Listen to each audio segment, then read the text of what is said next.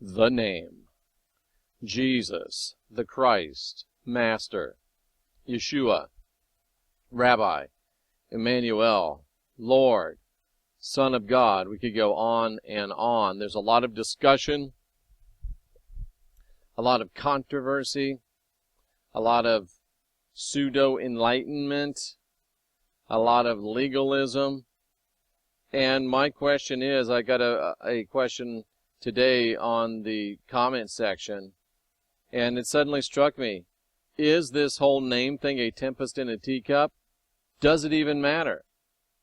Well, Jeff, how can you say that the name doesn't matter? Well, consider this, if you will. Now, if you don't know much about me, then you may not know about all this, but I have proven conclusively in many a video that the Word came to the world in the flesh, and he came as a full-grown man. He did not come as a baby in Bethlehem. That was an invention. That was actually a plagiarism from the old religions. But John said that the Word, which was one of the inexpressible ones, otherwise known as the Elohim, the Word was made flesh and dwelt among us.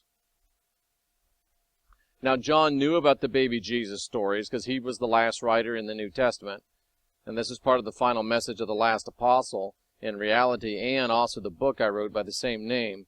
So John, being aware of those baby Jesus stories, good scholarship and good leadership would have demanded that he addressed those baby Jesus stories. I believe this is what he's doing right here. The words John used and the Word became flesh and dwelt among us are incredibly significant. The word made is in the Greek 1096, means come into being as, and the word used for flesh is human.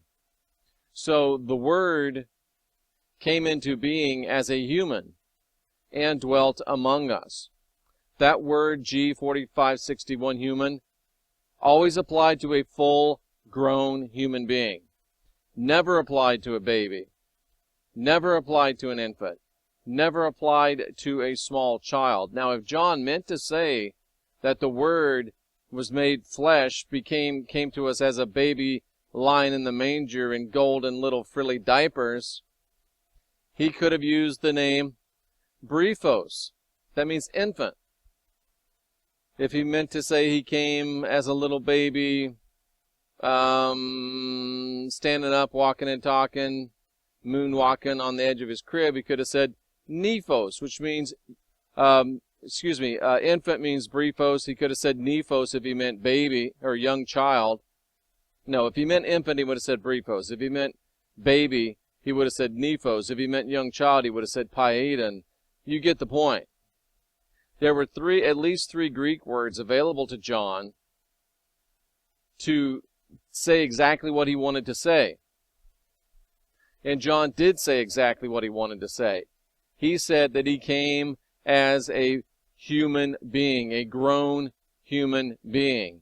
And the word dwelt means to immediately enter into unbroken communion with. So the Word came into being a fully grown man, immediately entered into unbroken communion with us. John had all the words at his disposal to say exactly what he wanted to say, and the words that he chose to use shows the clear apostolic opposition to the baby Jesus stories. The plain teaching of John, the apostle that was loved most of the Christ. The clear teaching is that he, the Christ, came into the world as a full-grown man.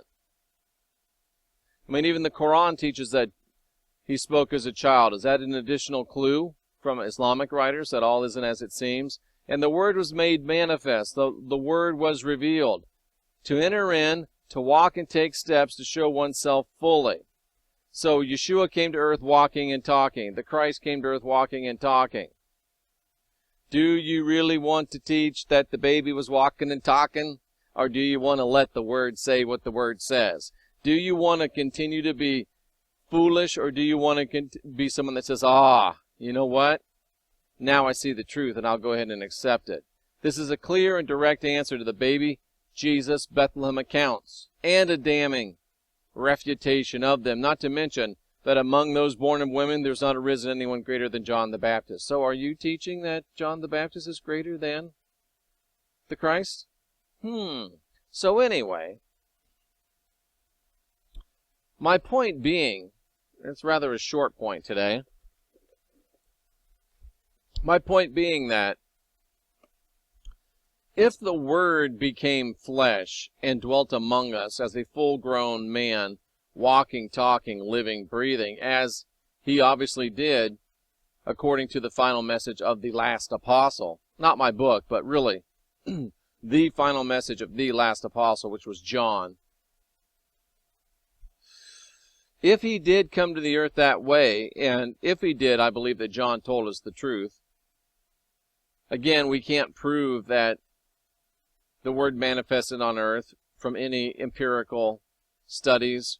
There's no proof outside of the Bible and other parabiblical spiritual literature that he actually lived. I do believe that he did, but I can't prove that he did. And the good thing is that if he didn't, it doesn't matter, because he said it was his message that is spirit and life, and that everything about his bodily life is insignificant and irrelevant. So the important thing, the message, we know it did come, and it is still here, and it is still in the life-changing business, cousin.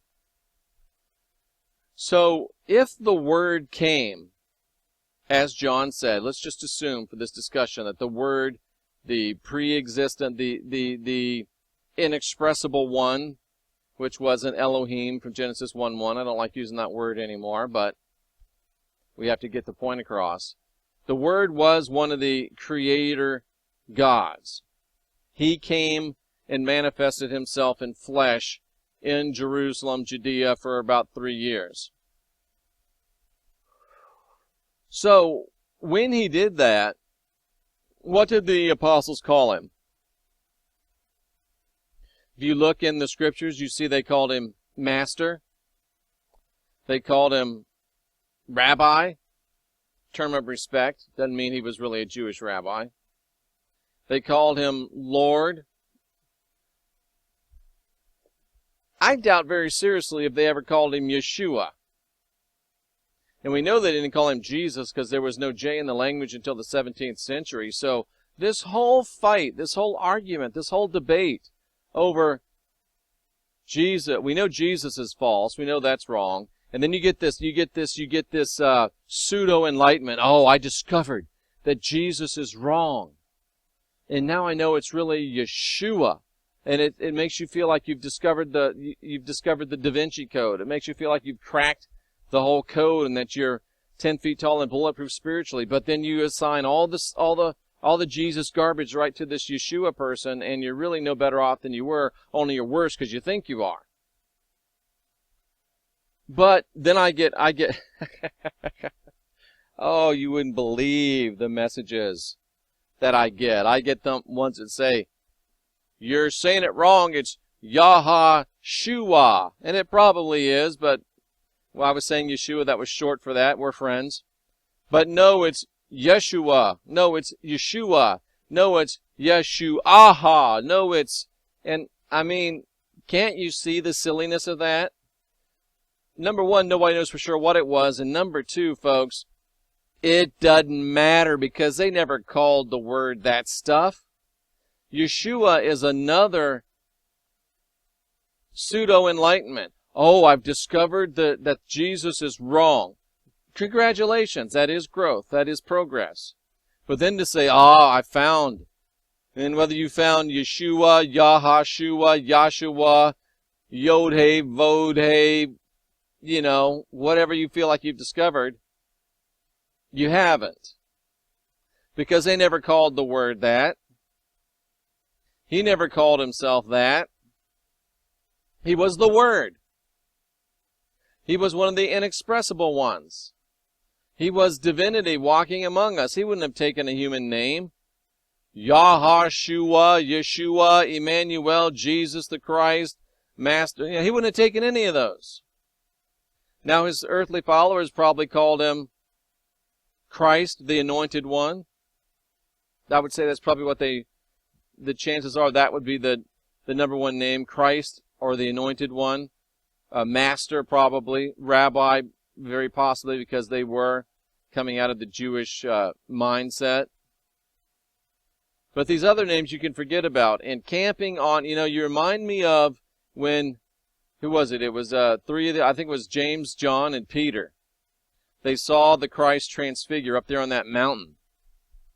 And they were like, you know what, let's just build a temple and let's just stay up here, the four of us, because it's so good up here. And the Christ is like, what's the matter with you dummies? Get back down there and go to work. And if you have built a temple and camped out in your own little hobby horse doctrine, you bunch of dummies, get back down there and go to work. This is what you call tough love time. Because yes, you did discover something good when you discovered that the name of Jesus is a false name, a logical absurdity, a linguistic absurdity, a linguistic impossibility. But the whole whatever name you use a thing, Yeshua, Yahashua, that's just another pseudo-enlightenment. Because they didn't call him that. And you're camped out in something that doesn't even matter. Because he said it doesn't matter. Everything about my life, which includes his name, doesn't matter. Well, it says there's only one name given under heaven whereby men must be saved. D-U-N-G. Saved from what? You don't have original sin. You're filled with the spark of divinity within. There's nothing to be saved from. Are you starting to see it? Oh, man, they got me. Yeah, they got you. It's all right. We all get got sometimes. I got for 20 years until I decided I wasn't going to get got no more, and I got the hell out of there. The name is a game. The name is a distraction. The name is a diversion. The name is an illusion. The name is a psyop to keep you focused on something that doesn't make a hill of beans difference at all. Forget about the name. Forget about arguing about the name. And please don't even send me the comments and the emails because I don't care. I don't have time to worry about this silly stuff. And neither do you. The Word came to the earth, the divine Elohim, inexpressible one, manifested in the flesh, gave us the ways and the truths and the life, the ways and the truths that lead to life, showed us what we need to do, how we need to do it, and he was called probably the Christ, maybe Master, maybe Rabbi. Yeshua is no better than Jesus. They're both distractions. They're both wastes of time. They're both wastes of spiritual energy. Get out of your temple. Break camp. Get back down the hill. Go back to work. It's what the Christ said. Isn't growing fun? Isn't learning fun? Isn't it great to get a revelation that shows you, no kidding.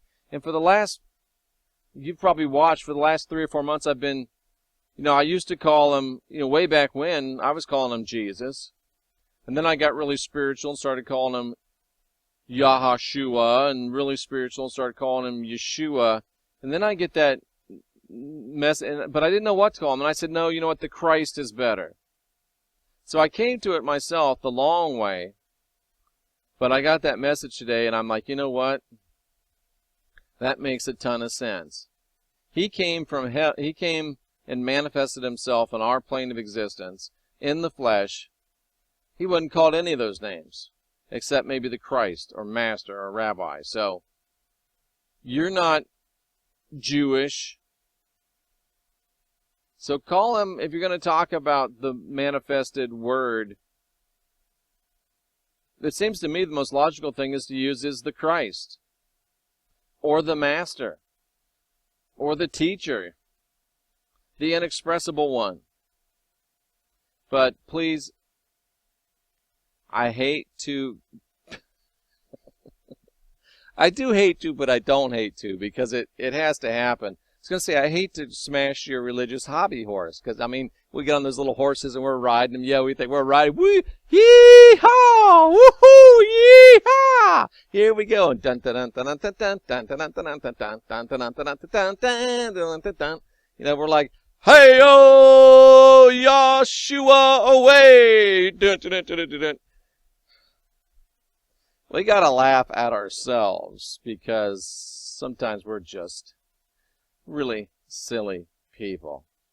Time to break camp. Time to tear down your temple and get back to work, because we're in the Lord beaten business.